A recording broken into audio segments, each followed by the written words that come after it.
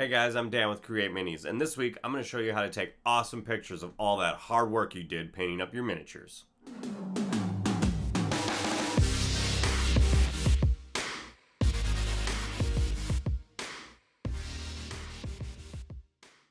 So I do a lot of painting, obviously being a creator of a YouTube channel and making tutorials about how to paint miniatures. But another thing that I didn't realize that is just as important if you're posting stuff online all the time is photographing your miniatures. Now, there's a million different ways to do it, and I'm not a professional photographer by any means, but I'm going to show you some quick and easy tips that helped me. Now, you don't want to spend all this time painting up an awesome miniature for it to show up and look like this when you show everyone else. What if I said that there was an app and a cheap method that we could make that photo turn into something like this? Let's get to it. Now, let me preface this by saying that I don't take any of my pictures with a professional camera, unless you consider the camera on my phone professional. Now, some of the newer phones have some amazing cameras, and I'm going to show you exactly what I do and how I edit the photos to make them look awesome. Now, I use the phone that's available on my camera. I have an iPhone, but an Android will work as well, just as long as you have a decent camera on it. Then, I'm going to show you I download a free app and use just a small photo booth and or light box, whatever you want to call it. Now, you can make one at home if you want. Otherwise, I found one real cheap online on Amazon. I'll put the link down in the description. It's not an affiliate link, it's just the one that I use. I'll show you exactly what I'm using start to finish. I'm going to take some photos, we're going to show the different lighting effects, and then we're also going to show how you can edit them to make them really pop to put online. So the photo booth that I use, and I have linked below in the description, uses 3 different types of light. There's a yellowish setting, a lighting for a more natural tone, and then a more direct white daylight type setting. That's the setting you see here, and that's the setting I use for photographing all of my miniatures. So now we begin to place the miniatures inside the photo booth. You want to make sure you put them inside the edges of whatever you're using as a backdrop. For this, I'm using just a piece of white, very thin type foam. Otherwise, you can use poster board or fabric or whatever backdrop you want. You just want to make sure it's smooth and it doesn't really have any serious imperfections inside the picture area. I prefer to set up the miniatures with a camera already on. This way you can see what your picture will look like right through the lens.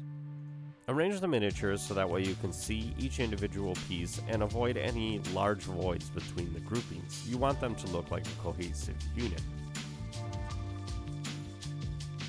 First, we'll show you the miniatures under the white light. This is the more natural yellow light, and this is the harsh yellow light. Now, there's multiple different reasons that you may want nice photography of your miniatures. Maybe you want to show them off to family and friends, and if you take pictures without any filtering or proper lighting, it's really not going to display exactly what you made. You're proud of what you made and you see how it looks, you want everyone else to see how it looks as well. So why not make it look as good as possible?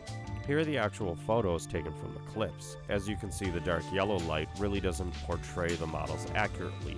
The more subdued tone actually looks pretty nice, but the bright white really makes the colors pop. Now let's take those photos and edit them up a little bit. I use an app called Snapseed. It's a free download available for both iPhone and Android. Here you can see the 3 photos we took. Here is the original amber lit photo, then the more natural lighting photo, and finally the bright white daylight photo. This is the one I'll be using for editing. Along the bottom of the app comes a bunch of preset filters similar to Instagram or other photo editing software out there. You can scan through them and see if there's any you like, but more often than not, I choose to just edit the photo myself. Although I like the colored hues in this photo. So what I'll do with this is I'll save it as a copy so I can still play with the original photo and come back to this. Now let's go back to the original photo.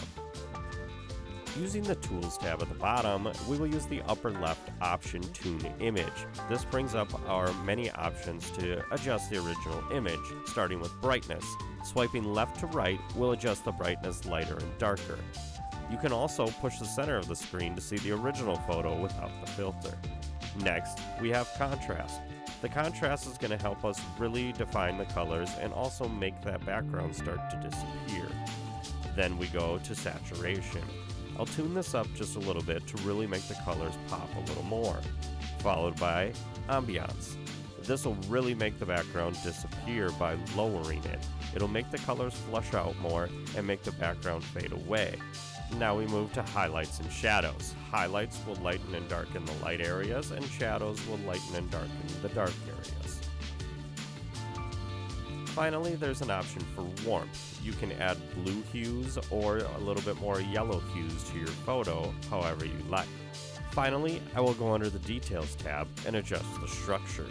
More structure equals more details. Less structure equals a more airbrushed, smoothed out type look. Finally, I'll sharpen the image a bit to really up the clarity.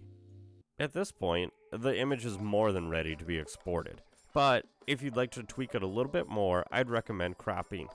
Crop it into a square to fit most standard social media profiles, center your image, and then add a vignette.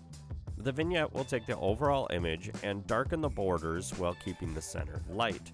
The stronger the vignette, the more drastic the effect.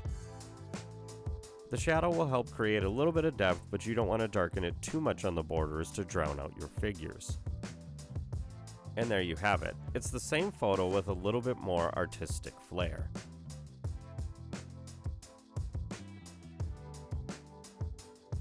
Now let's go back to that filtered image from earlier. I like the colors in that the blue and tans really complement the armor well. So I'll go about adjusting this one the same way. Adjusting the highlights, shadows, brightness, contrast, the same steps we took in the previous photograph. Only now we're editing an already filtered photo.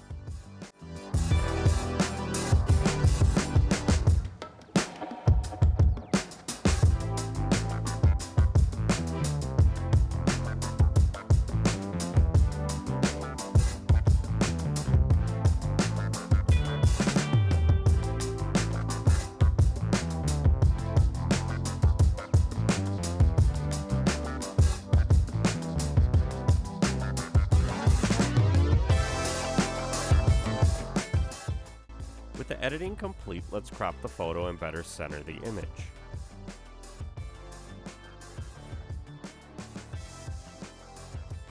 Export your photo and show all your family and friends what amazing work you've done. Here are the results.